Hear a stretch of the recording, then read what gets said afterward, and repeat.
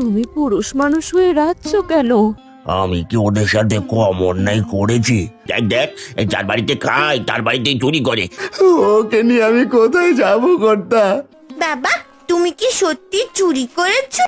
গ্রাম পেরিয়ে দেখি বিলের দিকে এসে পড়েছি। এই বাড়ির মালিক তুমি।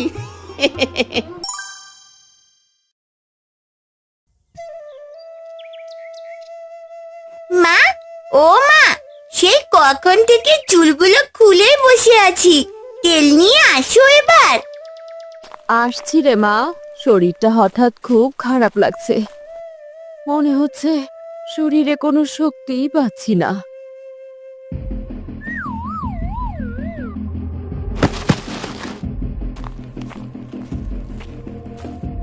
মা, ও মা, কি হয়েছে গো তোমার? ও মামা, চোখ খুলো, কথা বলো। কে কোথায় আছো তোমরা? মাঝি আর কথা বলছে না গো। কে কোথায় আছো? কিরে তেমনি, কি হয়েছে? তুই এভাবে চেঁচাচ্ছিস কেন? কি হয়েছে তোর মায়ের? জানি না গো কাকি, মাঝি আর কথা বলছে না। মা, ও মা। তাদের চিৎকার চেঁচামেচি শুনে এক এক করে গ্রামের অনেকেই এসে ভিড় জমায়। কি রে, আরে কি হলো কি মালতী?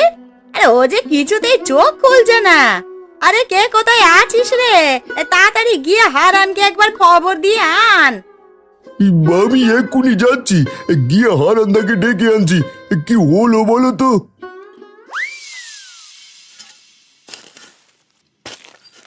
হারান্দা, ও হারান্দা, এই সর্বনাশ হয়ে গেছে, তাড়াতাড়ি বাড়ি চলো।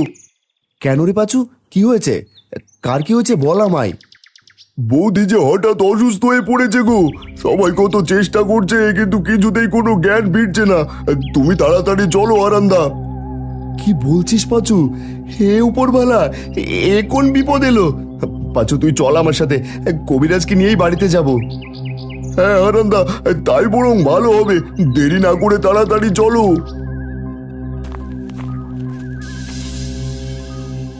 ওরা দুইজন কবিরাজকে নিয়ে তাদের বাড়িতে যায়।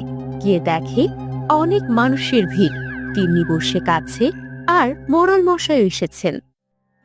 গিন্নি, ও গিন্নি, কথা বলো, কি হয়েছে তোমার? ভালো মানুষ রেখে গেলাম, এ কি হলো গো তোমার? হারান, শান্ত শান্ত, কবিরাজকে দেখতে দে। তোমরা সবাই দূরে যাও, রুগীর গায়ে হাওয়া লাগতে দাও। এত ভিড় করলে যে রুগীও অসুস্থ হয়ে পড়বে। দিদি যে কিছুতেই চোখ খুলছে না, আমরা কত চেষ্টা করলাম। তোমরা সবাই শান্ত হও, আমি দেখছি কি হয়েছে।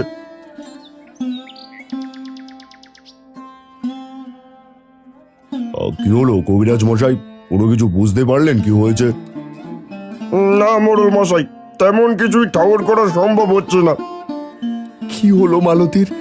টের না পেলে কি করে বুঝবো কি হয়েছে? কি করে সুস্থ হবে ও?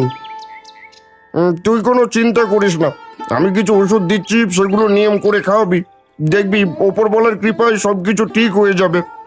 আমি তবে এবার চলি, আর রুগীর কাছ থেকে সবাই সরে দাঁড়াও, ওর গায়ে হাওয়া লাগতে দাও। হরান, এই ওষুধগুলো শেষ হলে সময় মতো আবার নিয়ে আসবি। কবিরাজ চলে যান। ধীরে ধীরে সবাই চলে যায়। লতা মালতীর হাত ধরে বসে থাকে। লবণী তিন্নির পাশে এসে বসে। তুই বরং 2-3 দিনের জন্য কাজে আসিস না, আমি ওদিকটা সামলে নেব। তুই তোর গিন্নির খেয়াল রাখিস। কিন্তু কর্তা, ওদিকে যে অনেক কাজ পড়ে আছে। এসব নিয়ে তোকে চিন্তা করতে হবে না। এই হারুপ, চল, আমি আসি রে হারান। দাদা, তোমাদের কোনো প্রয়োজন হলে আমায় জানাবে, আমি আছি। আমি কিছুক্ষণ পর তোমাদের জন্য খাবার দিয়ে যাবক্ষণ। না বৌদি, এসব কথা যদি গদাই দাদা কোনোভাবে জানতে পারে তাহলে যে তোমার উপর খুব রাগ করবে। তুমি এসব ভেবো না, তোমাকে যা বলেছি তা শোনো। দিদির খেয়াল রেখো। তিন্নিমা, তুই কোনো চিন্তা করিস না, ধীরে ধীরে সব কিছু ঠিক হয়ে যাবে। আমি যাই।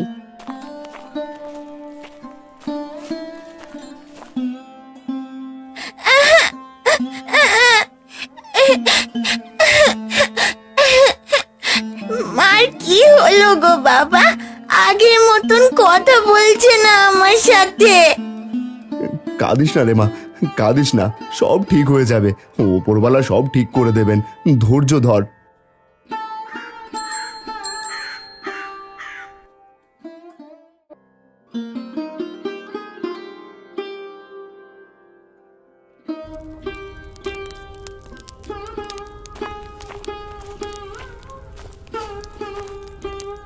কি গো, তোমরা কেন রান্না করছো?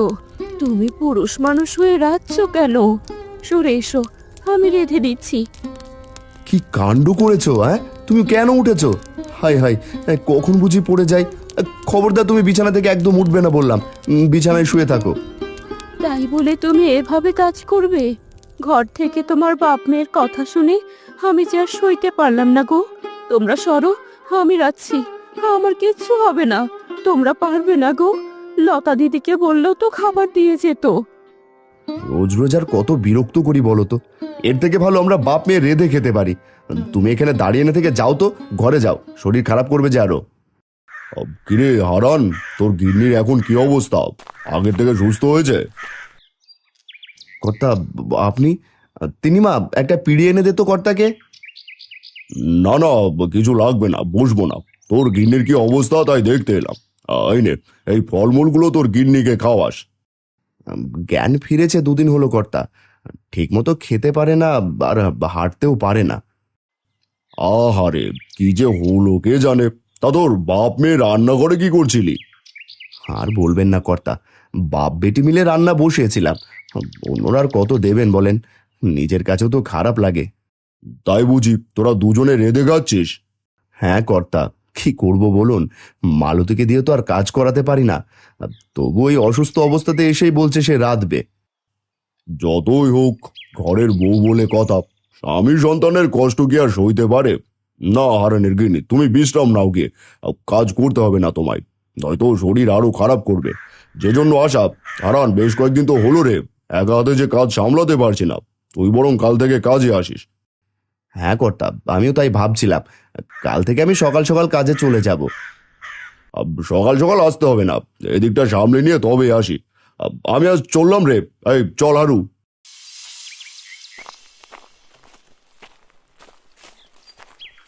আচ্ছা কর্তা, আপনার আমি কিছু কথা বলতে চাই। কি বলবি বল, আমাকে আবার জিজ্ঞেস করে বলতে শিখলি কবে থেকে? বল, কি বলবি? আপনি হারান্দাকে তো ভালোবাসেন কেন বলেন তো? কই, আমারই তো কখনো ওর মতো করে আদর করেন না, অথচ ওর বেলা উল্টোটা। সে কেমন কথা রে হারু? তোকে কি আর আমি কম ভালোবাসি রে? আমি দেখেছি কর্তা, হারান্দার প্রতি আপনার দরদ একটু বেশি, অথচ আমি হারান্দার কত আগের থেকে আপনার বাড়িতে কাজ করি। আমি আপনার ডান হাত বলতে পারেন, তবুও কখনো আমাকে এত আদর করেননি আজ অব্দি। কেমন কথা বলছিস তুই? কি হয়েছে সেটা বল তো শুনি। এই যে হারান্দার বউ একটু অসুস্থ হলো, অমনি তারে কতদিন কাজের থেকে ছাড় দিলেন। কই, আমার বেলা তো এমন হয় না। আমারও তো বউ বাচ্চা আছে, আপনার কাছে 2 দিনের জন্য ছুটে চাইলেও আমার দেন না। তোর কথায় কেমন যেন হিংসের গন্ধ পাচ্ছি। এমনটা করিস না রে হারু। তুই আমার কাছে যেমন, হারানো আমার কাছে তেমন। পা চালা।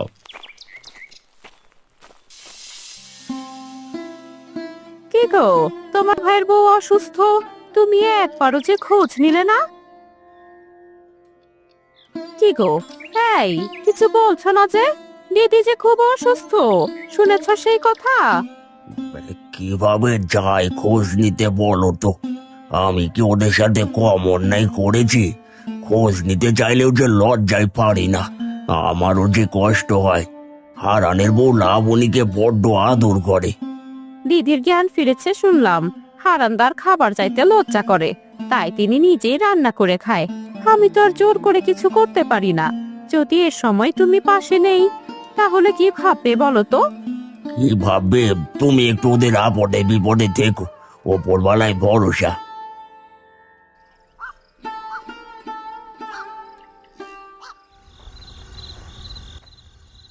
আমার জন্য তোমরা এত কষ্ট করছো গো, আমার যে চোখে সয় না।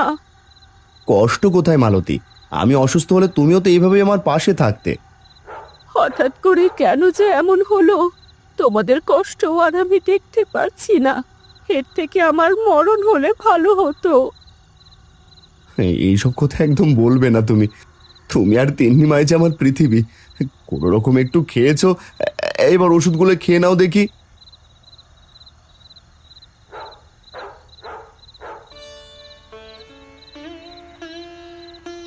হে কি, সব ওষুধ যে শেষ, আর আমি খেয়ালও করলাম না। কাছে কিছু পয়সা আছে, তা দিয়ে ওষুধ হয়ে যাবে। মা তিন্নি, তুই তোর মায়ের কাছে থাকিস কেমন? কি লাগে তোর মায়ের একটু দেখিস। এই সন্ধ্যায় তুমি কোথাও যাচ্ছ নাকি বাবা? মারে, তোর মায়ের যে ওষুধ শেষ, আমি এখনই গিয়ে কবিরাজ মশাইয়ের কাছ থেকে নিয়ে আসছি। এই ভর সন্ধ্যাবেলা যেও না, কাল দিনের বেলা গিয়ে না হয় নিয়ে এসো। তুমি বললেই হলো নাকি? মা তিন্নি, সাবধানে থাকিস, বাবা তাড়াতাড়ি চলে আসবে। ঠিক আছে বাবা, তুমি আমায় নিয়ে কোনো চিন্তা করো না। ওষুধ নিয়ে তাড়াতাড়ি চলে এসো, আর সাথে এই লাইটটাও নিয়ে যেও মনে করে।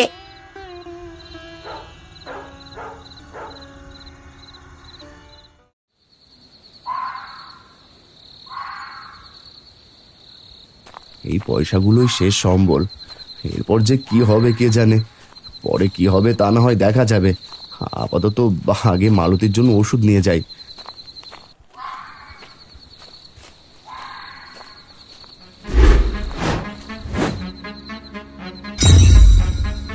আরে রে রে রে রে রে রে, এই ধর বেটাকে, যা যা সব কেড়ে নে ওর থেকে। কে তোমরা? আমার কাছে কিছু নেই, আমায় ছেড়ে দাও। এইটা নিও না, তোমাদের পায়ে পড়ি, নিও না, ছেড়ে দাও। এটাই যে আমার শেষ সম্বল। এই পয়সাগুলো নিলে যে ওষুধ নিতে পারবো না। ভালোই ভালোই টাকার পুটলিটা ছেড়ে দে বলছি, নয়তো কিন্তু ভালো হবে না। না না, আমি কিছুতেই ছাড়বো না। বাঁচাও, কে আছো? বাঁচাও, ডাকাত ধরেছে, বাঁচাও। তবে রে, ভালোই ভালোই বলেছিলাম, গায়ে লাগলো না। এই নে তবে। এই কে রে, কে কে ওখানে? হ্যাঁ কে? এই পালা পালা পালা, আরে বেটা তাড়াতাড়ি পালা, লোকজন এদিকে আসছে। গোদাইদা, এ কি গো? এই তো দেখছি হারান্দা। ও হারান্দা, কি হয়েছে? এই হারান ভাই আমার, কি হলো তোর? কি হলো, কথা বল। এই হার তোর কি করে হলো রে? হারান ভাই কথা বল। ওরা ওরা যে আমার সব পয়সা নিয়ে পালিয়ে গেল। আমি মালতীর জন্য ওষুধ কিনবো কি করে? এগুলো যে আমার শেষ সম্বল ছিল, ডাকাতরা যে সব নিয়ে গেল। হাই হাই, তুই কোনো চিন্তা করিস না ভাই, আমি তো আছি। তুই চল কবিরাজের কাছে চল, তোর সব চিকিৎসা আমি করাবো, তুই কোনো চিন্তা করিস না। কিন্তু দাদা, তুমি তো... না দাদা, তোমরা বাড়ি ফিরে যাও, আমি কোনো না কোনোভাবে ঠিক ব্যবস্থা করে নেব। এখন বেশি কথা বলার সময় নেই, তুই চল তো। এতদিন শুধু তোদের ওপর অত্যাচার করে এসেছি, এবার তোদের জন্য কিছু করতে দে আমায়। এই পাচু, হারানদাকে ধর। হ্যাঁ গোদাইদা, তুমিও হারান্দাকে তুলে ধরো, নিয়ে যাই তাড়াতাড়ি।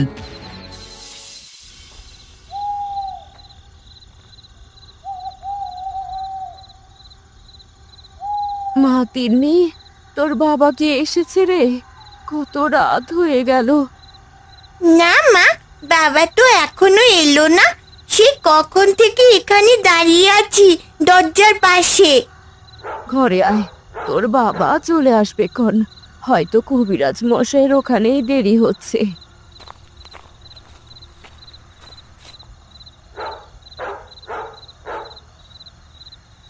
বাবা, ও বাবা, কি হয়েছে তোমার?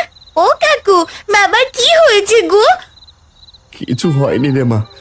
দাদা, বসবে না? কতদিন পর এলে। না রে হারান, তোরা নিজেদের যত্ন নিস, কিছু প্রয়োজন হলে আমায় জানাস। মালতী ভাবি, তোমার শরীর এখন কেমন আছে? এখনো ঠিক মতো উঠতে পারি না রে ভাই। হে কি ওগো, তোমার মাথায় কি হয়েছে? এই ব্যান্ডেজ কেন? রক্ত কেন গো? তেমন কিছু না ভাবি, কিছু ডাকাত পড়েছিল পথে, এখন আর ভয় নেই। কিছু প্রয়োজন হলে জানাস কিন্তু।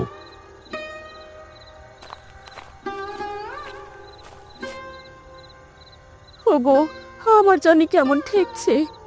তোমার ভাই যা বললো তা কি ঠিক? কপাল খারাপ থাকলে যা হয় আর কি। আর বলো না, বটতলায় ডাকাতের খপ পড়েছিলাম, যা পয়সা ছিল সব নিয়ে গেল। ভাগ্যিস গদাই আর পাঁচু গিয়েছিল, তাই প্রাণে বেঁচে গেছি। হায় হায়, কি অলক্ষণে কাণ্ড! কত করে না করলাম তোমায় যে ভর সন্ধ্যাবেলা চেয়েও না। এই এই ওষুধ কেমন করে কিনলে তাহলে? গদাই কিনে দিয়েছে, আমার চিকিৎসাও সেই করিয়েছে। কোন পাপের শাস্তি পাচ্ছি আমরা কে জানে, কবে যে উদ্ধার হব আমরা। বাবা, তুমিও এখন বিশ্রাম নাও তো। আমি জানি তোমার অনেক মাথা ব্যথা করছে, কিছু খেয়ে ঘুমিয়ে পড়ো, আমি খাবার বেড়ে আনছি।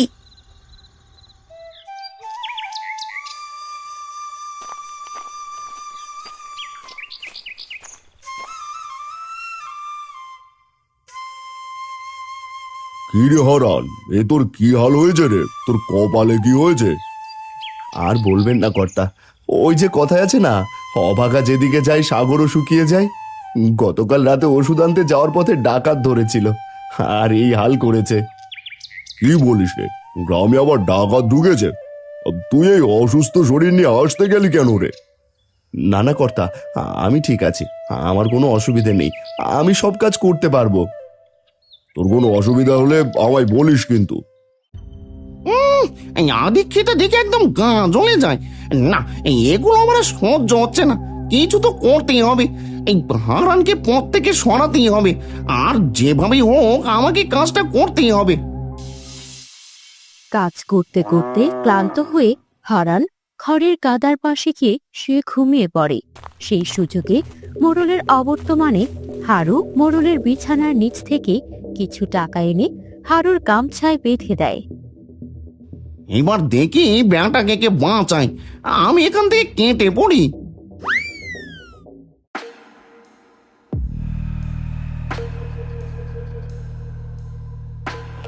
হারু, হারু, এখানে আমার পয়সাগুলো কোথায় গেল রে?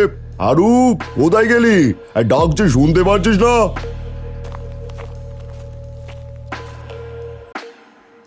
কি হলো কর্তা, কি হলো? এভাবে ডাকছেন কেন? কিছু লাগবে? এখানে রাখা পয়সা ছিল, সেগুলো কোথায় রেখেছিস? তাড়াতাড়ি দে, আমার দরকার।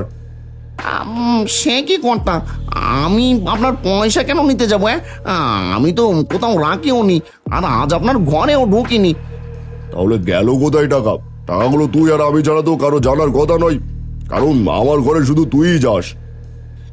কর্তা, আমার মনে হয় কি ওই হারান্দা এখান থেকে পয়সা হাতিয়েছে। আপনি একবার খোঁজ নিয়ে দেখুন, আজ কিন্তু বিছানা পরিষ্কার করে হারান্দা আপনার ঘরে ঢুকেছিল।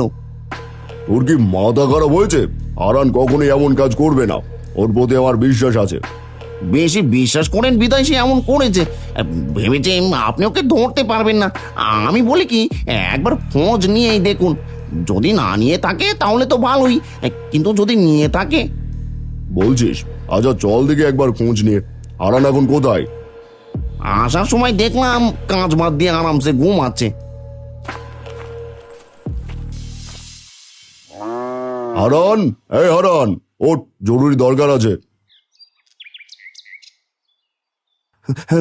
কর্তা, আসলে ক্লান্ত হয়ে চোখ লেগে এসেছিল, তাই ভুলে এখানে ঘুমিয়ে পড়েছিলাম। কি লাগবে আমায় বলুন। কিরে, তোর গামছা আবার কি বেঁধে রেখেছিস? আগে তো খেয়াল করিনি, দেখি। এ কি, এগুলো আবার আমার গামছায় কি বাঁধা? আমি তো কিছু বাঁধিনি। আদিক খেতে হচ্ছে, চুরি করে আবার ভালো সাজার চেষ্টা। চুরি? কিসের চুরি? কি বলছেন হারুদা? কর্তা কি বলছে? কিসের চুরি? আমি তো কিছুই বুঝতে পারছি না। সে তো এটা খুললেই বোঝা যাবে।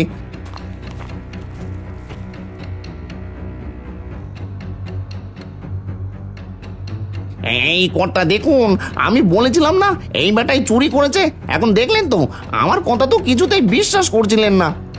ছি হারান, ছি, অবশেষে তুই কিনা চুরি করলি। তোকে আমি বলেছিলাম কিছু প্রয়োজন হলে আমায় বলতে, কিন্তু তুই, ছি হারান, ছি। না কর্তা, আপনি আমায় ভুল বুঝছেন, আমি চুরি করিনি। এগুলো কোথা থেকে এলো আমি কিছুই জানি না। আমি তো কাজ করতে করতে এখানে একটু বিশ্রাম নিয়েছিলাম। আর একটা কথাও বলবি না। এই গ্রাম ছেড়ে আজই বেরিয়ে যাবি বলে দিলাম। এক্ষুনি আমার চোখের সামনে থেকে চলে যা। আমায় ভুল বুঝছেন কর্তা, এমন কাজ করবেন না, দয়া করুন। আমার গিন্নি অসুস্থ, ওকে নিয়ে আমি কোথায় যাব কর্তা? আর একটা কথাও না, বেরিয়ে যা বলছি।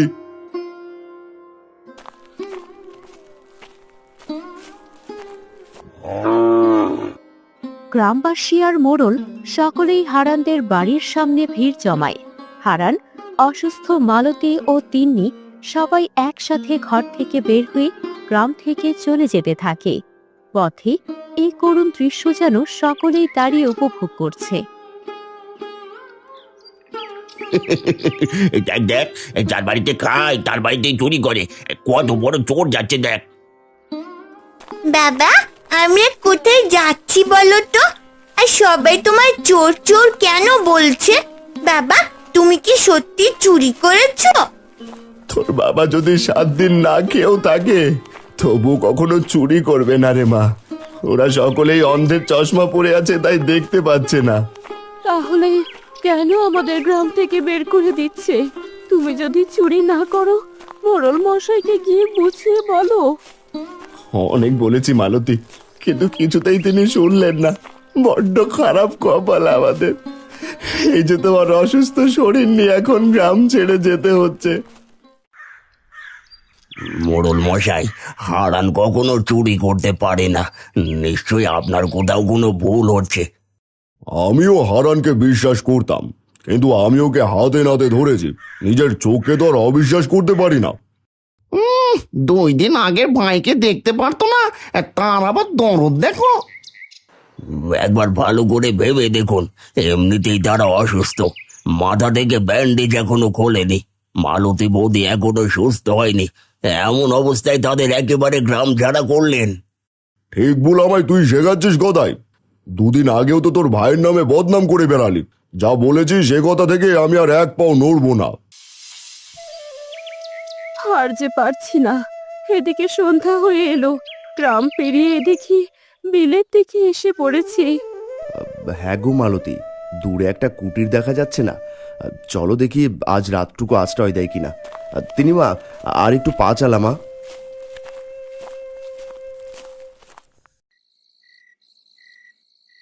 না না না, হারান দাদা কখনোই চুরি করতে পারে না। নিশ্চয়ই কোথাও কোনো বড় ভুল হয়েছে। গ্রামের সবাই জানে হারান্দা কখনো এমন কাজ করবে না। কে জানে ওরা এখন কোথায় আছে? এই অসুস্থ শরীর নিয়ে কোথায় আশ্রয় পাবে ওরা? দেখবে, ওরা নিশ্চয়ই কোথাও না কোথাও আশ্রয় পাবে। ওদের মতো ভালো মানুষ কখনো হেরে যেতে পারে না বউ। তাই যেন হয় গো। আমার যে বড্ড চিন্তা হচ্ছে ওদেরকে নিয়ে। সাথে যে ছোট মেয়েটাও আছে।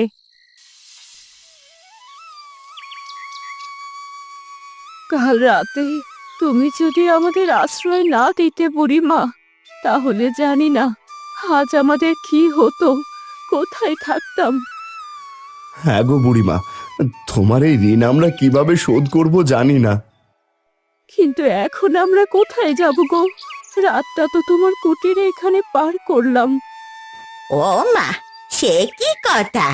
কোথায় যাবি তোরা? আমি এখানে একাই তো থাকি, তোরা আমার সাথেই থাকবি আজ থেকে।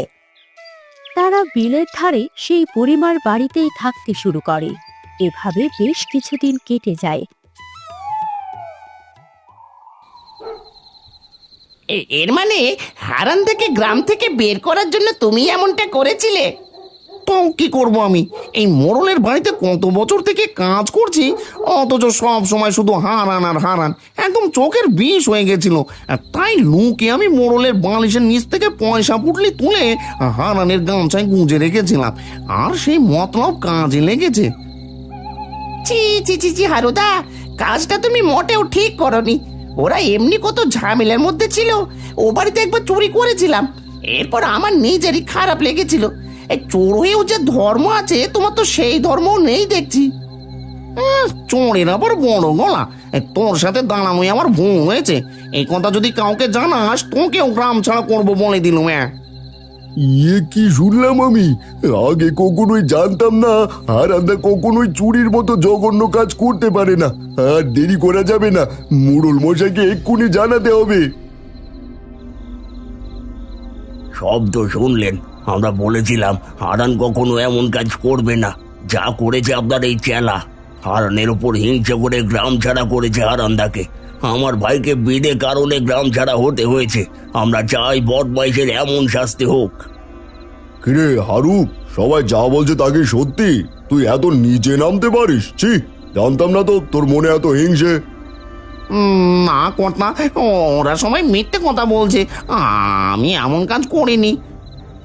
মিথ্যে কথা কে বলছে হারুদা? চোর হতে পারি কিন্তু অমানুষ নই। এত ভালো মানুষদের সাথে তুমি এমন কাজ করেছো? ছি ছি ছি ছি ছি, কাল তোমায় ঠিকই বললে। কি প্রমাণ আছে যে আমি করেছি? মোড়ল মশাইয়ের নামে অনেক বিশ্বস্ত লোক। মোড়ল মশাই, আপনার বালিশের নিচে পয়সা থাকে সে কথা কে কে জানে? হারু ছাড়া আর কেউ জানে না, কারণ এসবের দেখাশোনাও নিজেই করে। এর মানে আমি অযথা হারানকে ভুল বুঝেছি। জি জি জি জি, আমার ভুলের কারণে হারান এতদিন থেকে গ্রাম ছাড়া হয়ে আছে। আর বদমাইশ তুই, শুধু সকালটা হতে দে।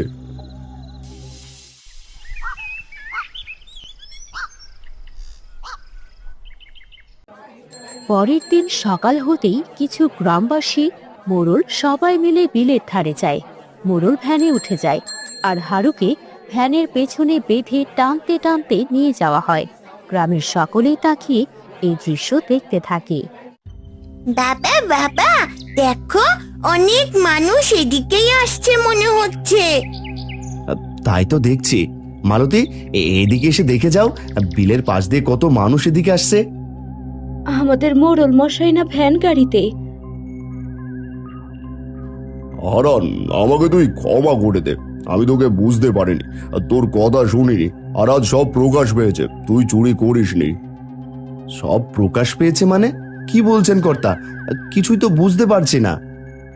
আমি বলছি তোমায় হারান্দা, এই হারুদা হিংসে করে তোমায় চুরির দায়ে ফাঁসিয়েছিল যাতে মোড়ল মশাইয়ের কাছে তোমার জায়গা নিতে পারি। কিন্তু কথাই আছে না, সত্যি বেশি দিন চাপা থাকে না। আমরা বলেছিলাম ও কখনো এমন কাজ করবে না। আজ যদি এই বুড়িমা আমাদের আশ্রয় না দিত, তাহলে হয়তো আমাদের কোনো রাস্তায় থাকতে হতো। আমি সত্যি খুব লজ্জিত হারান বউ। আমি তোমাদের নিতে এসেছি। বুড়িমা, তুমিও চলো আমাদের সাথে। অনেক কষ্টে খোঁজ করে এসেছি, খালি হাতে ফিরবো না। দেখো, সাথে অনেকে এসেছে। তুমি এই অসময়ে ওদের পাশে দাঁড়িয়েছো, ওদের যত্ন নিয়েছো। এই ঋণ কি করে শোধ হবে জানি না, তাই তুমিও চলো। আর হারু, তুই আজ থেকে এখানেই থাকবি। যদি তোকে গ্রামের ত্রিসীমানায় দেখি তো তোর অবস্থা খারাপ হবে বলে দিলাম। এরপর হারুকে ফেলে রেখে সকলেই ভ্যানে চেপে এবং কিছু মানুষ হেঁটে রওনা দিল তাদের গ্রামের দিকে। কি হারুদা, কেমন লাগছে এখন? এবার তো আমও গেল, ছালাও গেল। কথাই আছে না, কারোর জন্য গর্ত খুললে সেই গর্তে নিজেকেই পড়তে হয়। বাঁধনটা একটু খুলে দে না রে, বড্ড লাগছে তো। ও আমার সাধ্য নয় গো। থাকো এখন থেকে বিলের পাশে, এই বাড়ির মালিক তুমি।